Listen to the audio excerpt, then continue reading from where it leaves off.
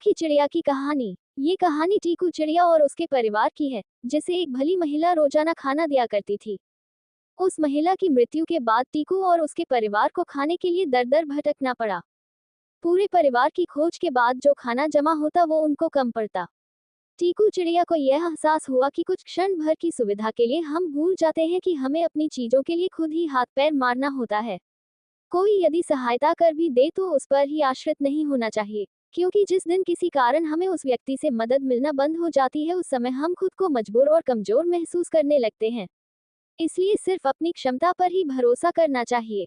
बहुत सालों पहले की बात है, घंटाघर में एक टीकू नाम की चिड़िया रहती थी। वो अपने माता पिता और 5 भाइयों के साथ वहां रहती थी। वो बहुत नाजुक सी प्यारी सी चिड़िया थी और उसके पंख बहुत कोमल थे। टीकू की मां ने घंटाघर की ताल पर ही उसे चहकने का अभ्यास कराया था। घंटाघर से नजदीक एक घर था, जहां एक महिला रहती थी और उसे पक्षियों से बहुत प्यार और लगाव था। वो महिला रोजाना टीकू और उसके घरवालों के लिए रोटी का टुकड़ा डाला करती थी। एक बार वह महिला बीमार हो गई और बीमारी के चलते उसकी मौत हो गई।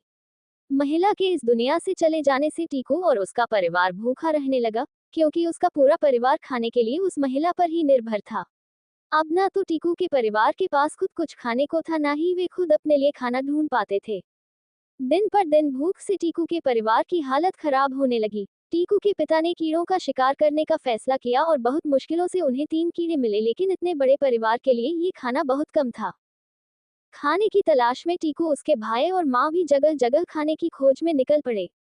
एक घर की खिड़की के पास टीकू की मां ने अपनी चोंच से उस खिड़की के पास जाकर खिड़की खोलना चाहा तो वहां भी कुछ खाने को भी मिला, बल्कि उस मकान के मालिक ने गुस्से में आकर उन पर राख फेंक दी, जिससे टीकू की मां, उसके भाई और वो खुद खाके रंग के हो गए।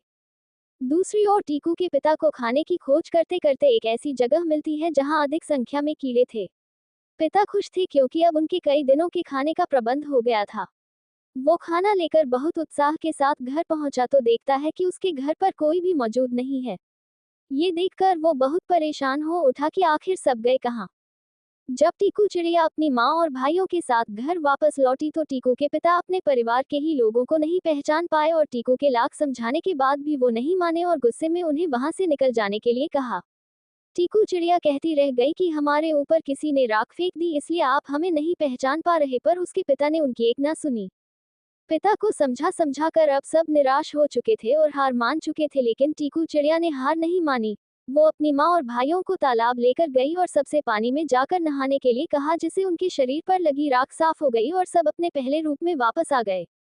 टीकू के पिता को अपने किए पर पछतावा हुआ और उन्होंने टीकू समेत उसकी माँ और अन्य बच्चों से माफी मांगी। भूखी चिड़िया की कहानी से सीख। Moral of hungry bird Hindi story. भूखी चिड़िया की इस कहानी से हमें ये सीख मिलती है कि हमें पूरी तरह दूसरों पर निर्भर नहीं रहना चाहिए और हमेशा खुद पर ही भरोसा करना चाहिए।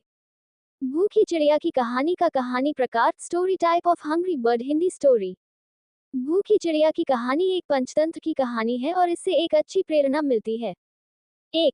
भूखी चिड़िया की नैतिक कहानी क्या है? इस कहानी की नैतिकता ये है कि यदि आप हमेशा दूसरों पर निर्भर रहेंगे तो विपत्ति आने पर आपको कठिनाई का सामना करना पड़ता है। यदि खुद के सामर्थ्य पर ही भरोसा होगा तो समय आने पर आप अपनी सहायता स्वयं कर सकते हैं। 2. पक्षियों से प्रेम करने वाली महिला की मृत्यु हो जाने से टीकू को क्या सबक मिला? टीकू चिड़िया को रोजाना खाना देने वाली महिला की जब मृत्यु हुई तो टीकू के घर में खाने का अकाल पड़ गया। टीकू चिड़िया को एहसास हुआ कि वो उस महिला पर कितना निर्भर थी कि उसने ये कभी सोचा ही नहीं कि अगर उसे यह खाना नहीं मिला तो वो अपना और परिवार का पेट कैसे भरेगी।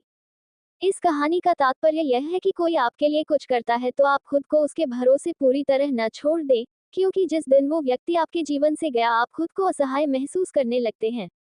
हमेशा खुद को हर अच्छी बुरी परिस्थिति के लिए तैयार रखें और मुश्किल समय आने पर हिम्मत न हारें।